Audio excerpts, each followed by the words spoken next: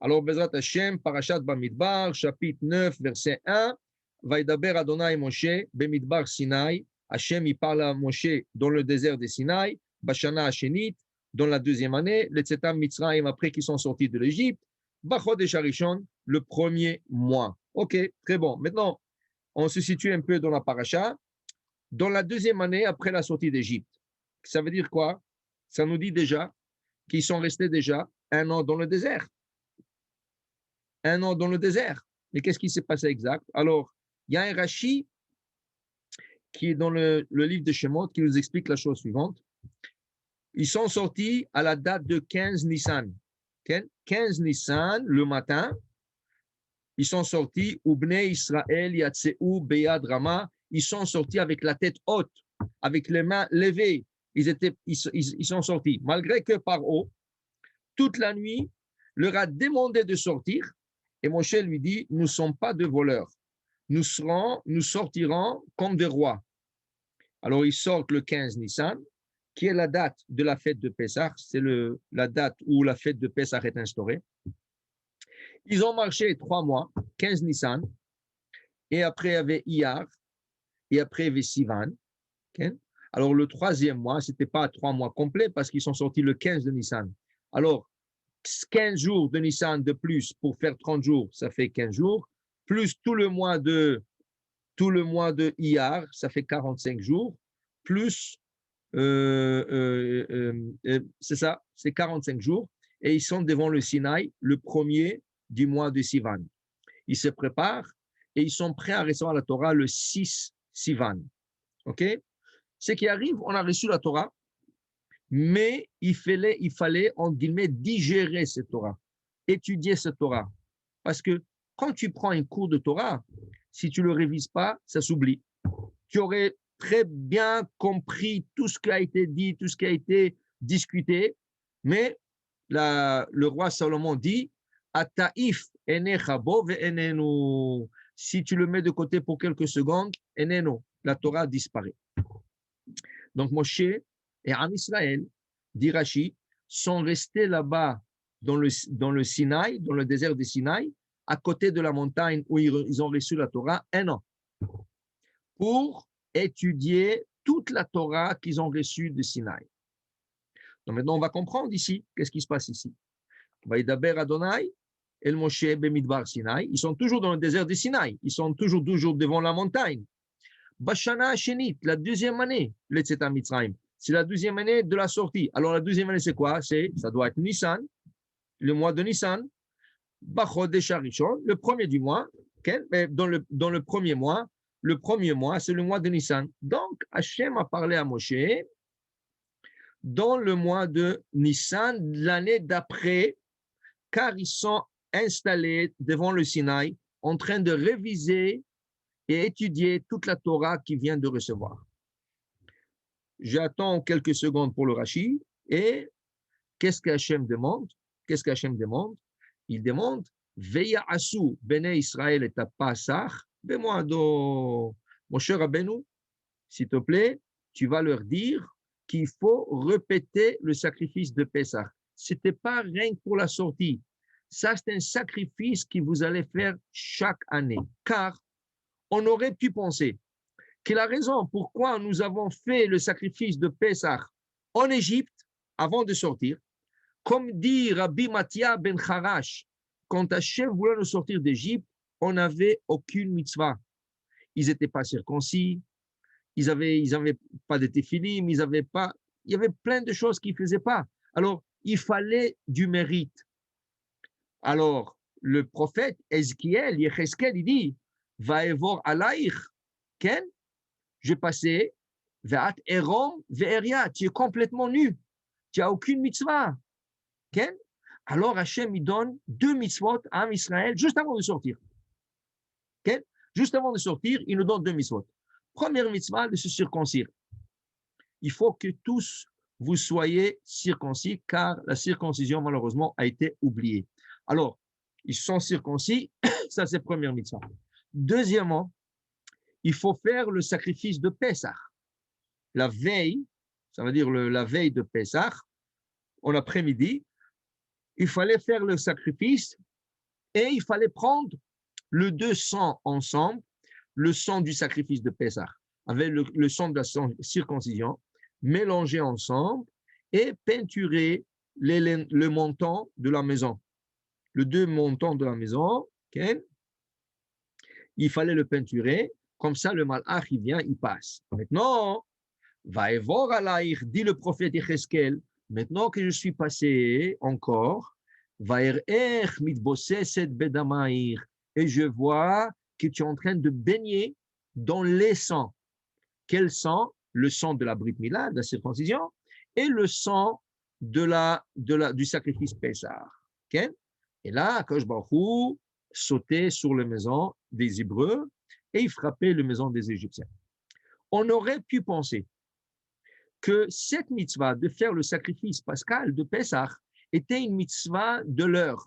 Ça veut dire à l'heure même, là-bas en Égypte, car il leur manquait des mitzvot. Mais maintenant qu'on est sorti, et maintenant que 45 jours plus tard, on était devant le Sinaï, et on a dit Naase, Venishma, on reçoit la Torah, on accepte la Torah, on appliquera tout ce qu'il faut de la Torah, j'aurais pu penser, c'est plus nécessaire de faire le sacrifice de Pessah, car maintenant nous avons 613 mitzvot. Okay? Vient Hachem et il dit à Moshe, dans le premier du mois de Nissan, le premier, Bachodesh Harishon, okay? Bashana Hashenit, le deuxième année, il dit, Moshe, dis-leur, Veyasu bene Israël et Pasach bemoado. N'oubliez pas de faire le sacrifice de Pessah. Oui, c'était nécessaire de le faire en Égypte, mais aussi c'est nécessaire de le faire comme une mitzvah qui se répétera chaque année à la date de la sortie d'Égypte. Vous allez faire ce sacrifice de Pessah. Donc, qu'est-ce que nous comprenons? Il y a des fois des mitzvot, que nous ne comprenons pas le sens exact de la mitzvah.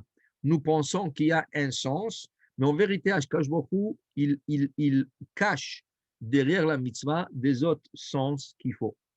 Laissez-moi vous donner un exemple. Vous allez voir. Si vous demandez à n'importe qui, dis-moi, pourquoi on mange de la matzah à Pessah? Pourquoi on mange de la matzah à Pessah? Il va te dire, c'est écrit dans la Torah. C'est écrit dans la Torah que la veille de, ça veut dire le soir de Pessah, pour manger le sacrifice, l'agneau, okay, il fallait faire tout en précipitation. Le lendemain, quand on voulait sortir, c'est écrit que les Égyptiens nous ont pas laissé lever les pattes dans le four. Ils nous ont précipité, avec précipitation. Nous sommes sortis de l'Égypte. Donc, puisque la pâte n'avait pas le temps de se lever, alors en souvenir de ça, nous mangeons la matzah. Alors, c'est à cause que la matzah se mangeait avec Pessah et que le lendemain, on n'avait pas le temps de lever nos pattes. On était précipités pour sortir. Très bon. Ça, c'est écrit dans la Torah, vrai, c'est vrai. Mais là, il vient une autre question. Si on recule dans le temps, on recule de la sortie d'Égypte, ce qui est de l'année 2448, on va reculer un peu en arrière, okay, à peu près 250 ans. On recule 250 ans en arrière. Et on arrive à la période d'Abraham Avinu, qui a 100 ans, sa femme qui a 90 ans. Abraham a accueilli 3 hommes, Shlosha Anashim, et il dit à Sarah, vite, vite, prépare-moi, Lushi Vasi Ugot, prépare-moi des gâteaux. Okay? Et quel gâteau il voulait de Rashi? Il voulait des matzot. Dit Rashi, pourquoi? Parce que c'était la fête de Pessah. Les anges sont venus chez Abraham Avinu le 15 Nissan. Ils ont mangé, ils ont béni Sarah avec un bébé, et un de Malach, il a mis une marque sur un des murs là-bas. Il lui a dit à Sarah, tu vois, ici, l'année prochaine, Bezrat Hashem, quand le soleil, le rayon de soleil frapperont ce point, tu vas accoucher un garçon. Exactement comme la prophétie du Malach. L'année d'après, le 15 Nissan, est né Yitzhak Avinu. Alors, qu'est-ce qu'il est en train de faire Abraham? Abraham, il voulait que Sarah prépare Ougot. Ougot, ça veut dire des galettes. Des galettes. Comment tu sais que c'est des galettes? C'est Ougot, Ouga. C'est écrit gâteau, c'est pas écrit galette. Car dans la même histoire, les anges, ils quittent Abraham, et ils vont aller voir Lot, car ils ont la mission aussi de détruire Lot. En même temps qu'ils annoncent le bébé à Abraham et Sarah, ils ont la mission aussi de détruire Sodome. Ils vont aller à Sodome. Lot, le neveu d'Abraham, va les accueillir. Et là-bas, la Torah écrit clair, Vayas lahem matzot. Il leur a fait des galettes. Matzot, carrément, des matzot. Okay? Alors vous allez me dire, alors pourquoi chez Abraham c'est écrit Ugot? Il fallait dire Abraham. Lushi va assis Ugot. Okay? Car il y a dans le galette, comme vous savez, les galettes à l'époque n'étaient pas comme le nôtre. Abraham, Lot, okay? Il y a 100 ans ou 200 ans, les galettes n'étaient pas les mêmes comme les autres. Le nôtre, ils sont très fins, ils sont perforés. Les galettes à l'époque de Chachamim, okay? À l'époque de nos ancêtres, étaient comme des gâteaux. D'ailleurs, le Yaminite ont cette coutume jusqu'à aujourd'hui.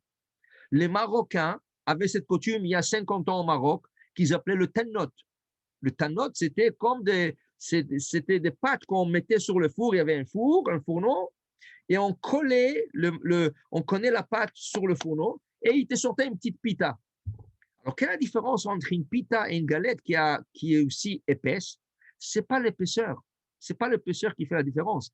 La différence entre une galette et une pita ou un gâteau, c'est le temps de préparation. Si tu prépares quelque chose, une pâte, en moins que 18 minutes, c'est une galette. D'ailleurs, dans le Beth Amikdash, okay, tous les pains ou toutes les pâtes étaient matzah. Le seul pain chametz, levain, le seul pain levé qu'il y avait dans le Beth Amikdash, c'est pour le sacrifice de remerciement, Korban Toda, où il y avait 40 pains, sur le 40, 30 étaient de la matzah, d'une forme, trois formes différentes, 10, 10, 10, plus 10 pains. Okay? Mais ils avaient l'air la même chose, mais c'était du pain parce que ça a été pétri plus que 18 minutes. Et le korban, le sacrifice de Shavuot que vient de passer, aussi était 2 pains, shnei halechem. À part ça, tout le pain, toutes les pâtes dans le Beth Amikdash étaient des galettes. Mais si tu prends le lechem apanim et tu regardes toutes les photos, c'est un pain assez épais. Encore, c'est pas l'épaisseur, c'est le temps de préparation. Si tu l'as préparé moins que 18 minutes, là, c'est de la matzah.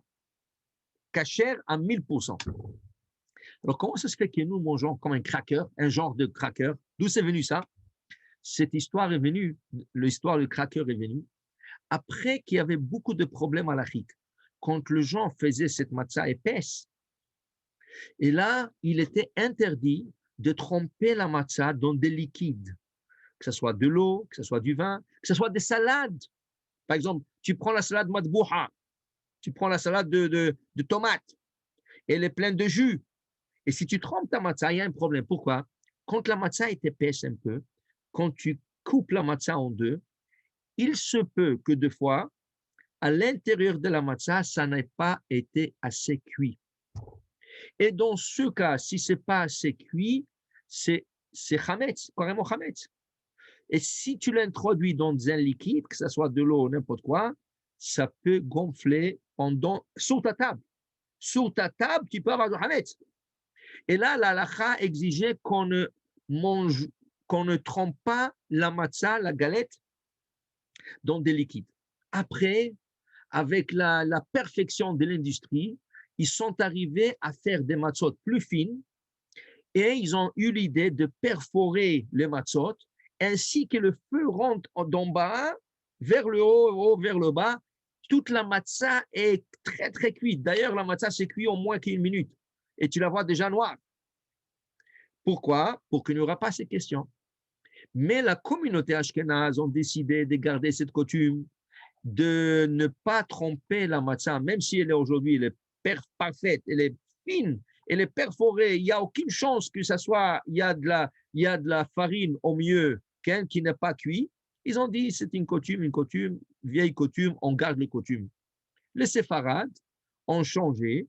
Pourquoi? Parce qu'ils disent c'est toute la raison qu'on ne trompait pas la galette dans le liquide parce qu'on ne voulait pas que ça soit chametz. Mais là, s'il n'y a pas de raison, on veut manger, on veut profiter la galette avec la salade cuite, la salade aubergine, tout ce qu'il faut. Et alors, c'est ça la raison. Maintenant, Ugot Matzot, pourquoi Avram, la Torah chez Avram, elle appelle ça Ugot Matzot? Car c'est épais comme un gâteau. Et c'est rond. C'est rond. Comment on appelle un rond, quelque chose qui est rond en hébreu? Igoul. Comment on appelle des gâteaux? Ugot. Vous croyez que ce n'est pas le hasard? Car toutes les moules anciennes étaient que rondes. Aujourd'hui, avec l'industrie, tu peux avoir des formes, tu peux avoir des fleurs, tu peux avoir des triangles, tu peux avoir des cupcakes, tu peux avoir tout avoir. Okay? Mais à l'époque, toutes les moules étaient rondes. Alors, on a appelé un gâteau Ouga, qui vient du langage de Igoul. Et Abraham demande à Sarah, fais-moi Ougot. Quel Ougot? Très bon. Et après, la Torah chez Lot, elle te dit, attention, ce Ougot-là chez Abraham, c'est de la matzah. La Torah te dit, c'était Pessah. Okay? Très bon. Maintenant, Rabotai, une question. Abraham est en train de servir des galettes, des matzot aux anges. Lot, qui a appris chez Abraham, c'était son maître, c'était son oncle. Il est en train de servir aux anges des matzot, des galettes. Pourquoi? Pourquoi? Et une seconde, à quelle date Abraham est en train de servir ces galettes? Le 15 Nissan, le jour de la sortie d'Égypte. Ça veut dire que c'était fait exprès. Abraham n'invente pas de choses. Mais une seconde, ils vont sortir de l'Égypte 250 ans plus tard. Après qu'Abraham est décédé, après qu'Yitzhak est décédé, après qu'Yaakov est décédé, ils sont restés là-bas 210 ans. Quand ils sont sortis, la veille de la sortie, c'était Pessah. Mais Abraham n'a pas vu toute cette fête.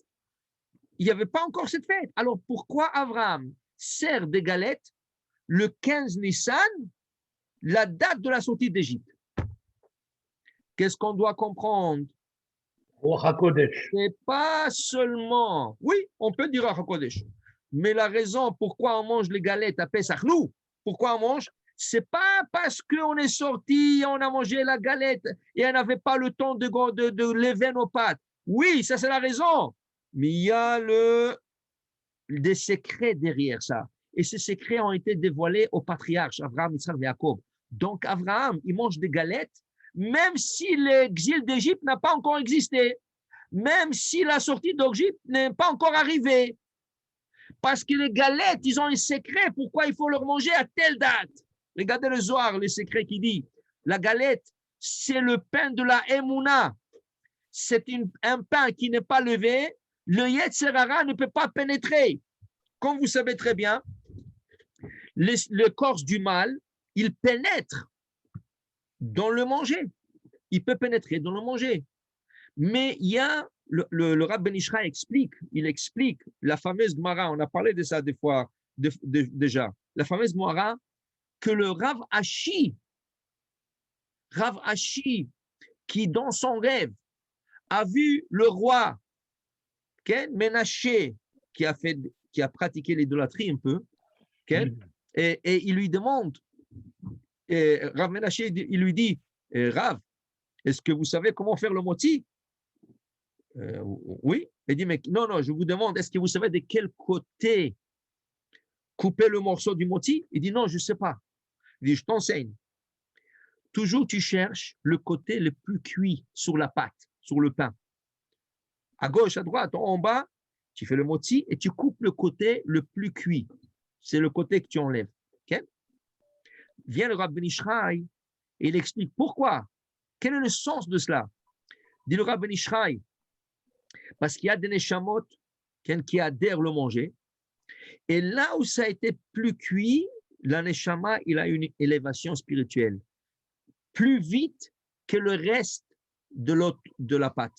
Là où c'est plus cuit, les âmes ont quitté cette partie plus vite que le reste de ce qui reste. C'est pour ça que le Rav Ben Ishraï exige, il dit que selon la Kabbale, quand tu as terminé de manger, ne débarrasse pas toute la table. Arrange la table bien, arrange-la bien, prends tout le morceau de pain, prends tous les miettes, mets-le sur le plateau, mets-le sur de côté, prends tous les déchets qui restent, les os, je sais pas, un peu de salade qui est resté, mets-le sur le côté, bien comme il faut, et fais Birkat Amazon avec tout ce qui reste. Pourquoi? Il dit tout ce que tu as laissé, il y a encore des âmes qui n'est pas élevées. Quelle est leur élévation? Si tu ne les as pas mangées, leur élévation sera par le beracha que tu dis. Selon la Kabbale, ce n'est pas obligatoire. Mais il dit selon la Kabbale, si tu veux élever le manger, alors tu laisses le manger à table pour que tu puisses élever, tout ce qui est, il y a encore de le manger. Alors vous comprenez, Abraham, il a compris le sod de la matzah, le secret de la matzah, pas la raison de la matzah. La raison est écrite dans la Torah. Mais Abraham, il connaissait le sod. Il y a un sod. Et le Zohar, il dit, quand tu manges la matzah, automatiquement rentre en toi la émouna. La émouna rentre en toi. Pourquoi? Puisqu'elle n'est pas levée, cette matzah, le Yetzer Hara n'avait pas la chance d'y pénétrer. Plus que tu laisses lever, la pâte levée, ça représente le Yetzer Hara qui augmente. La pâte fine, qui n'est pas levée, ça montre que le Yetzer Hara n'avait pas la chance d'adhérer. Okay? Alors, pour vous dire que Abraham, Yitzhak et Yaakov, les patriarches, ils mangeaient des galettes. Yitzhak, il appelle Esav. Il dit, viens Béni, viens mon fils, viens. Tsudalitzaï, va à la chasse, cherche-moi quelque chose. Je veux te bénir. Rivka entend cela. Qu'est-ce qu'elle fait Rivka? Elle appelle Yaakov, viens, moi aussi, viens. Va me chercher deux chèvres, pour que je prépare à ton père. Rachid dit, mais est-ce qu'Yitzhak va manger deux chèvres? Qu'est-ce que ça veut dire ça? Cherche une chèvre. Elle va lui préparer une chèvre. Il va manger un steak, un bon steak, l'épaule de chèvre, quelque chose. Et pourquoi deux chèvres? Dit Rachid, non, Yom Zé, le jour qu'il a appelé ça pour lui donner les bénédictions, qu'à la fin, c'est Yaakov qui les a prises, c'était Pesach, Tetvav Benissan. Alors, il fallait faire Korban Pesach. Et le Korban Pesach peut être ou un mouton ou une chèvre. Et combien on fait? Deux. La première chèvre, c'est Korban Chagiga. La deuxième chèvre, c'est Korban Pesach. Parce qu'avant de manger le sacrifice de Pesach, qu'est-ce qu'il faut faire? Il faut se rassasier. Les simples de place, il faut se rassasier avec une autre viande, Korban Chagiga. On mangeait une autre viande. Une fois qu'on s'est rassasié plus ou moins, on emmène le dessert à table. Quel est le dessert? L'agneau de Pesach. Zecher la Korban Pesach, Shenechal la Sava. Quand tu manges le Korban Pesach, tu le manges, tu te rassasies avec. C'est ton dessert du repas. Okay? Alors Rivka, elle a préparé pour Yitzhak deux chèvres. Une Korban Chagiga, l'autre c'est l'agneau qui est Korban Pesach. Pourquoi il appelle Esav pour lui donner brachot Be'erev Pesach? Dit Rashi, parce que le soir de Pesach, le ciel est ouvert. Le soir de Pesach, le ciel est ouvert. Et quand le ciel est ouvert, tu donnes le berachot. C'est pour ça, c'est important de bénir nos enfants et les convives. Tous ceux qui participent à table le soir de Pesach, ils sont bénis. Comment on bénit? Est-ce qu'on fait comme vendredi soir, que le ciel aussi est ouvert, selon le Zohar Parashat Balak? Dit le Zohar dans Parashat Balak, le vendredi soir, après le Kiddush, le ciel s'ouvre. Et là, qui tu bénis, il est béni. Qu'est-ce que nous faisons? Nous bénissons nos enfants.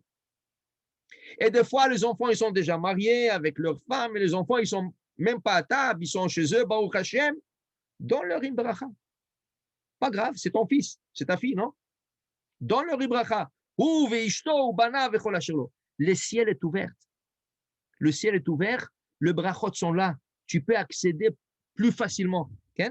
Dit Rashi, il dit que Erev Pesach, quand nous nous assoyons à table, le ciel est ouvert. Alors, nous ne faisons pas Yevachecha vendredi soir, nous disons Yevachecha Adonai Vishmerecha, Yair Adonai Panav Alecha Vichuneka, Isa Adonai Panav Alecha V'yasem Lecha Shalom. Si c'est un garçon, nous disons Yesimcha Elohim Ke'Ephraim Chimnashe. Si c'est une fille, Yesimech Elohim Ke'Sara Rivka Rachel Velea. Mais nous ne faisons pas ça à Pesach. Alors, comment nous faisons le berachot? Avec le plateau de Pesach.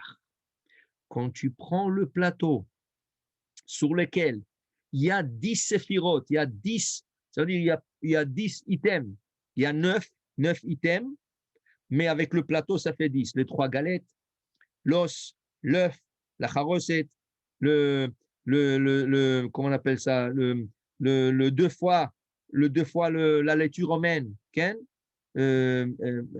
qui représente le Maroc, Ken, la chazeret, Ken, et ce 3 galettes, comme on a dit, ça fait 10, c'est le 10 séphirot, c'est le 10 sphères par où passe une bénédiction.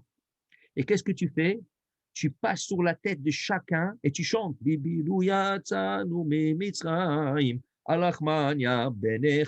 là, tu tapes avec le plateau une petite tape sur la tête de la personne. Pac! Pour que la bracha rentre en lui. Pourquoi? Parce que le ciel est ouvert. Donc le bibilou, ce n'est pas folklorique. Ce n'est pas du folklore. Tu chantes et tout le monde. Non, Rabotai! Le bibilou, ça emmène les 10 sphères, les brachot du ciel, à partir de 10 sphères jusqu'à la malchoute qui est en bas dans ce monde à nous. Et quand tu fais la petite tape sur la tête avec le plateau, la bracha rentre sur la personne. Alors tu n'as pas besoin de dire, tu n'as pas besoin de dire tout ça. Le plateau inclut tout ça. Tu comprends? Il y a des choses que nous faisons qui ne comprenons même pas. On croit que c'est écrit comme ça, oui, c'est une coutume comme ça, oui, mon père faisait comme ça. Mais Rabota, il y a des choses que nous faisons qui a tellement de secrets dedans que des fois, tu ne sais même pas. Tu ne comprends même pas. Mais en le faisant, indirectement, tu as la beracha. Tu as une bénédiction qui vient sur toi. Alors, pour vous dire, Rabotai, toujours quand Chachamim, ils nous disent, fais quelque chose, fais comme ça, on fait. On ne sait pas. Naase venishma. Naase venishma. Donc, quand on a fait Pesach, on retourne à notre sujet ici, on retourne à notre paracha. Quand on a fait le premier Pesach, c'était en Égypte. Et pourquoi on l'a fait? On l'a fait parce qu'on n'avait pas de mitzvot. Alors, il fallait absolument au minimum 2 mitzvot pour nous permettre de sortir de l'Égypte. Alors, c'était la circoncision, c'était le sang de l'agneau pascal, et on a mangé le sacrifice le soir. Okay?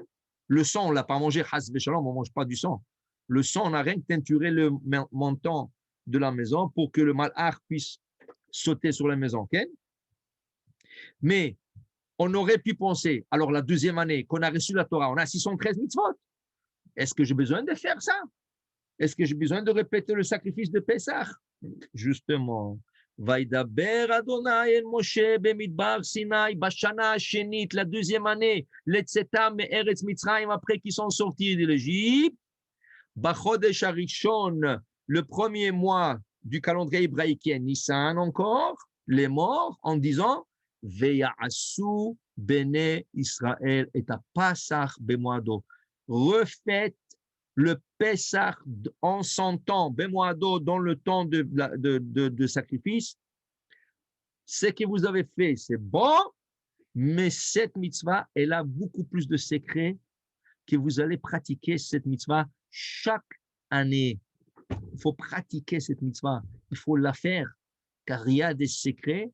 Pourquoi on doit manger un petit agneau de moins qu'un an comme dessert à la fin de notre repas de la fête de Pessah. OK? OK. On continue.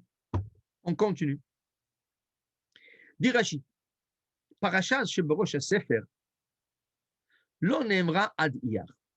Si je prends le livre de nombres, qu'ils appellent ça en français, en hébreu, c'est Bamidbar. En français, ce n'est pas la vraie traduction. Bamidbar, si en français, tu aurais traduit le livre Bamidbar, tu aurais dit le désert. Mais au lieu de ça, ils ont traduit ça, les livres de nombres. Parce que dans ce livre, il y a beaucoup de comptes. Comme le premier rachid de la paracha, Bamidbar, dit que Hachem, quand il aime quelque chose, il aime le compter. Il y a une certaine manière de comment le compter, mais Hachem nous aime.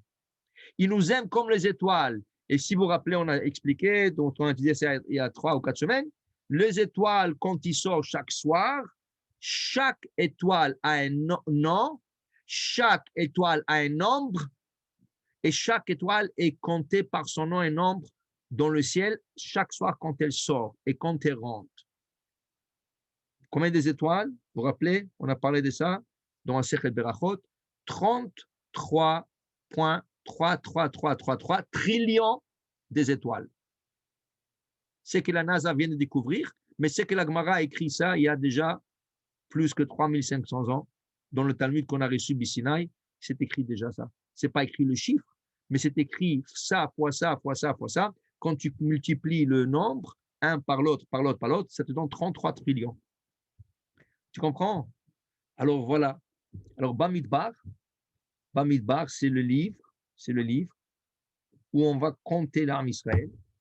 On est dans le désert, okay? On est en train de voyager dans le désert, en destination pour Israël, mais la paracha Bamidbar, qui commence Bamidbar, et Hachem demande à Moïse, il lui dit, compte-moi le Bnei Israël. Rachid dit, une seconde, paracha chez Berosh HaSefer, cette paracha au début du livre de Bamidbar, l'on aimera ad iyar. Ça n'a pas été dit jusqu'à la deuxième année, le mois de Iyar, le deuxième mois. Mais ici, dans cette paracha, nous sommes à la deuxième année, au premier mois. Donc, normalement, ce pasouk devrait commencer le livre de Bamidbar. Comment ça se fait qu'il est là, Bamidbar, okay? Après tu as Nasso, et après tu as Baalotra. Comment ça se fait? Il est dans la troisième paracha. Ce pasouk est dans la troisième paracha. Paracha chez Berosh HaSefer, la paracha qui commence le livre d'Amidbar, l'on aimera à Iyar, n'a pas été dit jusqu'à le mois de Iyar, qui est le deuxième mois de la deuxième année. Alors, ce n'est pas en ordre. Alors oui, on peut dire, tu sais quoi? Oui, ça c'est une de preuve. Il y a plusieurs endroits comme ça dans la Torah. Ça c'est une de preuve. She'en seder mukdam ou meuchar batorah. Il n'y a pas d'ordre chronologique dans la Torah. Dans la Torah, si tu trouves un événement qui s'est passé déjà et il est rapporté beaucoup plus tard, dis ah mais comment ça se fait qu'il est là? C'est déjà on aurait dû le lire avant. Ne te casse pas la tête. Il n'y a pas d'ordre chronologique. Il n'y a pas. Il y a des choses qui sont en ordre, il y a des choses qui ne sont pas en ordre. Hachem, il a fait exprès qu'il n'y a pas d'ordre chronologique. J'ai vu une fois une explication, sur plusieurs, hein? Il y a plusieurs, mais j'ai vu une explication. Vous savez, il y a des gens, quand tu viens à la synagogue, ils te disent, c'est moi qui monte Chevi, hein? Moi c'est le 7e. Et l'autre dit, non, moi je monte Chichi, moi je monte 6e. Et l'autre dit, moi je monte Shlishi, le 3e.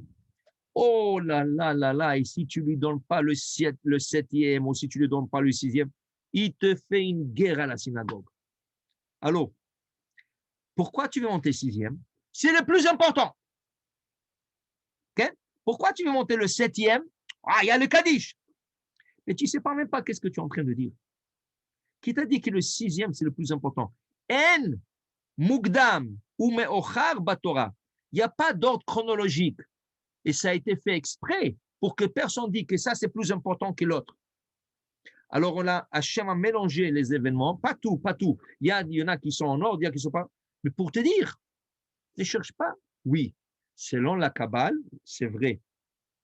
Selon la Kabbale, il y a un certain ordre qu'il faut respecter. Le 6e, c'est le plus important. Le 3e, après, Ken. Après, tu as le 5e, 4e, Ken. Et tu as le 7e. Et si tu veux faire Nachat Ruach à la Neshama de ton père ou ta mère, où tu as besoin de dire Kaddish pour quelqu'un, ce n'est pas le 7e parce qu'il y a Kaddish. Le Kaddish, c'est un endémique Kaddish. C'est ni à l'Israël, ni Yeshelama. Ce n'est pas un Kaddish pour élever l'âme. Le Kaddish pour élever une âme, c'est Yeshelama à l'Israël. Alors, c'est quoi ce Kaddish? Ce Kaddish, c'est moitié de Kaddish qu'on dit à la fin du 7e, c'est pour montrer qu'on a fini la lecture de la Torah et que le prochain passage sera une lecture de prophète. Alors, pour séparer entre les deux lectures, et pour dire que ça y est, on a fini la paracha, demi-Kaddish. Maintenant, la chose est, tu ne peux pas commencer directement la Haftara parce que la Haftara doit être connectée à la paracha. Alors, après le Kaddish, le maftir, qu'on appelle, il va lire les 3, 4, 5, 6 versets, derniers versets de la paracha pour se connecter avec la Haftara. Mais le Kaddish est déjà séparé entre les deux côtés. Donc, le Zohar nous dit, et la halakha nous dit, si quelqu'un, il a le mois, il a la semaine, il a le mois, il a l'année, il a une yortzeit, il veut élever l'âme de quelqu'un, c'est la Haftara qu'il faut prendre. La Haftara, elle élève la Neshama, plus que le Shvi. Alors, les gens se battent pour le Shvi, mais ils ne savent pas que le Shvi, ça donne. Oui, c'est la Torah. C'est la Torah. Mais ça ne donne pas l'élévation comme il faut. Si tu veux élever une âme, c'est à travers la Haftara. Comme Rabbi Akiva était ancien dans le cimetière, okay, c'est écrit, il a vu une âme là-bas qui lui a enseigné ça, que c'est la Haftara qui élève l'âme de la personne. Et tu comprends? En mukdam ou meochar batorah. Dans la Torah, il n'y a pas d'ordre chronologique. Pour que les gens ne se battent pas. Moi, je veux. Toute la Torah, c'est important. Toute la Torah, c'est important. Okay? Mais après, Rashi continue, et il nous dit, regardez qu'est-ce qu'il Rashi dit. Velama lo patach bezu. Ok, il n'y a pas d'ordre chronologique, mais il y a des choses qui sont en ordre. Il y a des choses qui sont quand même en ordre. Pourquoi on n'a pas commencé le livre de Bamidbar avec cette paracha, Vaidaber Hashem el Moshe, Bamidbar Sinai, Bashana Hashinit et Samzraim, Bachodesh Harishon. Pourquoi on n'a pas commencé avec ça, avec la mitzvah de Pesach? On aurait dû commencer avec ça. Lama lo patach bezu, mipne shehu ginutan shel Israël. Car ici, il y a un manque d'honneur pour le peuple d'Israël dans cette paracha. Il y a quelque chose qui n'est pas honorable pour eux. Qu'est-ce qui n'est pas honorable?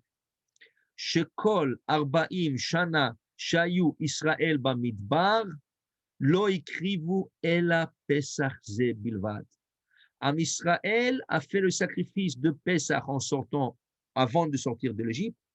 Am Israël va faire avec l'ordre d'Hachem ici le sacrifice de Pesach Bashana Shinit. Et pendant 38 ans dans le désert, ils ont tourné dans le désert, il n'y avait plus Korban Pesach jusqu'à la rentrée d'Israël. Comment ça se fait? Mais ici, la Torah te dit qu'il faut le faire chaque année. Comment ça se fait qu'ils ne l'ont pas fait pendant 38 ans? Et c'est pour ça qu'on n'a pas commencé avec cette paracha, pour ne pas dire, oh, la Torah a commencé par ça, mais tu sais qu'ils l'ont fait rien que non. Tu sais qu'après 38 ans, ils ne l'ont pas fait. Alors, on a camouflé un peu cette paracha. On l'a rentré dans le 3e livre, le 3e chapitre ou le 3e paracha de Ba'alotra. Et comment ça se fait? Pour manger le sacrifice de Pessah, la personne doit être circoncis. Am Israël a décidé, après la sortie, ils sont circoncis avant la sortie. Toute la génération était circoncise. Okay? Mais après qu'ils sont sortis, comme ils voyageaient beaucoup, et des fois, ici, tu vas voir ici, vous allez voir Shabbat dans la paracha ici, par l'autre, que deux fois un an, tu restais sur place, comme dans le Sinaï. Deux fois, tu restais sur place dans un endroit un mois. Deux fois, tu restais sur place un jour. Et là, tu reçois l'ordre de voyager. Okay? Am Israël disait que quand tu circoncis un bébé, le bébé doit se reposer 3 jours sans être déplacé. On ne déplace pas un bébé pendant 3 jours après la circoncision. C'est même dangereux pour lui. Okay? Ils ont dit, puisqu'on nous voyageons, et nous ne savons pas quand nous allons voyager, c'est l'ordre d'Hachem qui vient, qui nous dit de voyager, donc on ne prend pas le risque et on ne circoncis pas les bébés. Alors pendant 38 ans, le peuple d'Israël ne s'est pas circoncis. Et la Torah, qu'est-ce qu'il dit? Vechol arel lo yochal bo. Un homme non circoncis ne peut pas goûter au sacrifice de Pessah. Donc, 38 ans non circoncis, 38 ans sans sacrifice de Pessah, parce que Pessah et la Brit Mila sont liés un dans l'autre. Alors c'est pour ça que la Torah un peu a camouflé cette mitzvah dans la troisième paracha dans le livre de Bamidbar. Okay?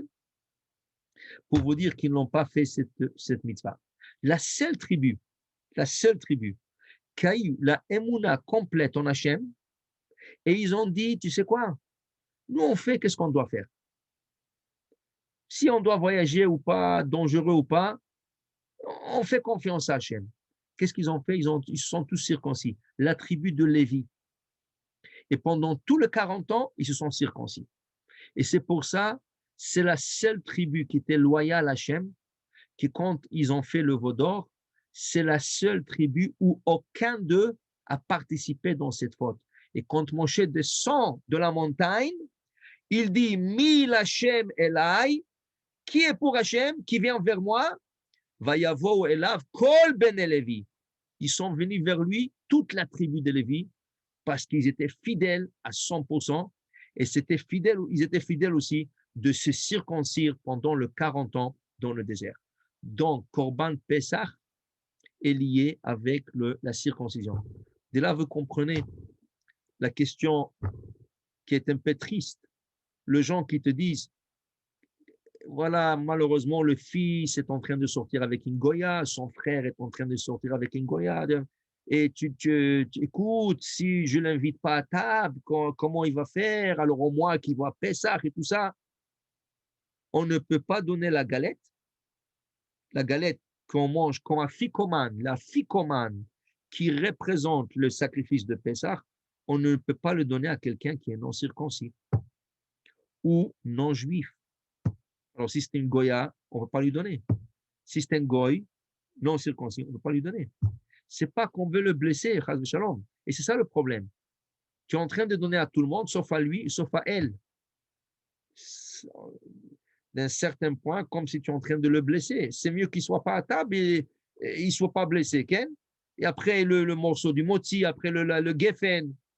Tout ça, c'est des choses qu'on ne peut pas donner à n'importe qui. Asher Kideshan ou b'mitzvotav. Hachem nous a sanctifiés par les mitzvot.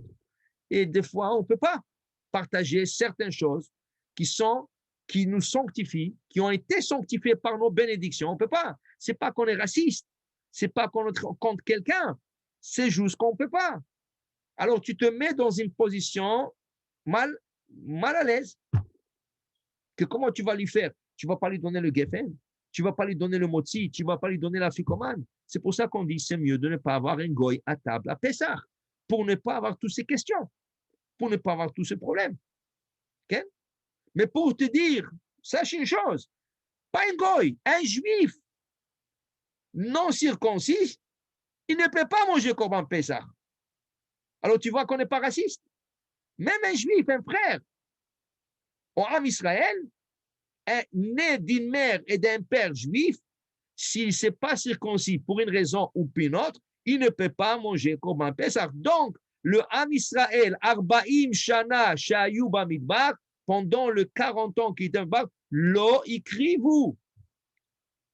Ils ne pouvaient pas sacrifier le sacrifice Pessah parce qu'ils n'étaient pas circoncis. Oui, ceux qui sont sortis de l'Égypte, ceux qui sont sortis étaient circoncis.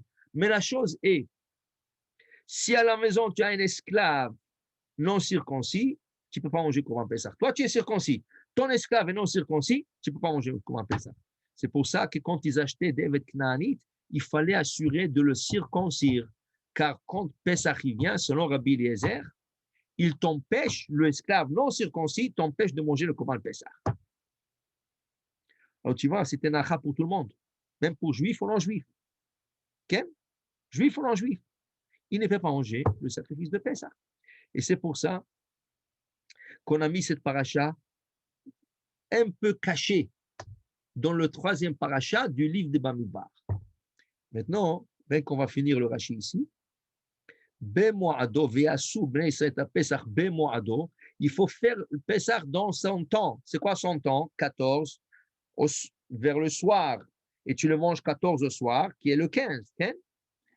La Torah dit Bemoado. Pourquoi Bemoado? Af Beshabbat. Bemoado. Af Betum'a. Quand on dit qu'il faut faire le Korban Pesach en son temps, cela veut dire, même si Pesach tombe en Shabbat, il faut égorger le sacrifice de Pesach, que normalement, tu n'as pas le droit d'égorger un animal Shabbat. Même dans le Beth Amikdash, le temple où on faisait des services, le Shabbat, c'était fermé. On faisait dans le Shabbat trois brebis, que où la Torah nous a obligés de le faire. Et une brebis vous ferez le matin, une brebis en après-midi, et entre les deux, il y a Korban Moussaf, le sacrifice du Moussaf. Et là-bas, c'est écrit, là-bas, c'est écrit, Daber Eben Israël, c'est écrit aussi, et Korbani Lachmi Leishai, Reachni Chochi, Tishmeru Leakrivli Bemoado. Viens, il est la Zaken, il nous enseigne. Dans le Pesach, c'est écrit Bemoado Afilo Beshabbat. Là-bas, dans le sacrifice aussi, c'est là-bas la source plus. La source est plus là-bas. Dans le sacrifice quotidien, qu'on appelle Korban Atamid, Tishmeru Leakrivli Bemoado, même Shabbat. Alors aussi, ici, c'est écrit Bemoado, il est la Zaken, Bemoado Af Beshabbat. Malgré qu'on ne fait pas le sacrifice Shabbat, quand Pesach tombe un samedi soir, comme ce dernier, il tombe un samedi soir, les gens emmenaient leur agneau ou leur chevreau dans le Beth Amikdash le Shabbat, le Kohanim égorgeait l'animal Shabbat, et ils sortaient et ils attendaient en dehors du temple, dehors, ils ne retournaient pas chez eux parce qu'on ne pouvait pas transporter l'agneau. Okay? Quand l'agneau était vivant, il marchait de lui-même. Alors, avec une laisse, on amenait l'agneau qui marchait de lui-même. Une fois qu'on l'a emmené, on l'a égorgé, on ne peut plus le ramener à la maison sur l'oti, il n'y a pas de hérouve. Okay? On attend là-bas dehors du Beth Amikdash jusqu'à samedi soir. Samedi soir, on prend vite l'agneau, on court à la maison, on fait l'Avdallah, okay? On fait l'Avdallah et on rôtit l'agneau. Et là, on est prêt à faire le Seder de Pesach. Okay? Alors ici, on apprend Af Beshabbat, Af Betum'a. Quelqu'un qui est impur, il ne peut pas faire il peut pas toucher un sacrifice, il impurifie. Mais si la majorité du peuple est impur, la Torah ici, quand elle dit Bemoado, Af Betum'a, même en impureté, dit la Gemara, impureté de la majorité du public, ça permet de faire le sacrifice de Pesach. Alors, deux exemptions pour le sacrifice de Pesach, le Shabbat et dans l'impureté, pour vous dire l'importance de ce sacrifice. Alors, on retourne encore, tu vois, le Korban Pesach, c'est pas seulement parce qu'on l'a fait en sortant de l'Égypte et il manquait de mitzvot, alors il fallait le faire pour avoir du sang, pour teinturer le montant de la maison. Oui, c'était la raison, mais il y a des raisons beaucoup plus grandes que nous ne connaissons pas. Donc la Torah t'oblige de le faire le Shabbat parce que c'est important de le faire. Alors même le Shabbat, tu le feras et la Torah te permet de le faire à Betum'a. Même si la majorité sont impurs, du peuple sont impurs, tu le feras à cause de l'importance de ce sacrifice qui s'appelle Korban HaPesach. Et voilà, en deux versets qu'on a appris ce soir, regardez combien de détails. Shana Shinit, Mitzrayim Chodesh Harishon, Pesach, Bemoado, tout ça en deux versets. Imaginez-vous qu'est-ce qui nous réserve le reste de la paracha. Il y a beaucoup. Alors ça, c'est le reste. Comme dit dans le Maxime de Père, Lo alecha melacha ligmo. Tu n'as pas à terminer le travail. Il y a beaucoup de travail. On commence, on étudie pour 1 heure. Et Bat Hashem, chaque jour un peu. Et arrivé Shabbat, on a encore plus de temps et on apprend plus sur la paracha. Baruch Adonai Le'olam. Amen Amen. et Amen.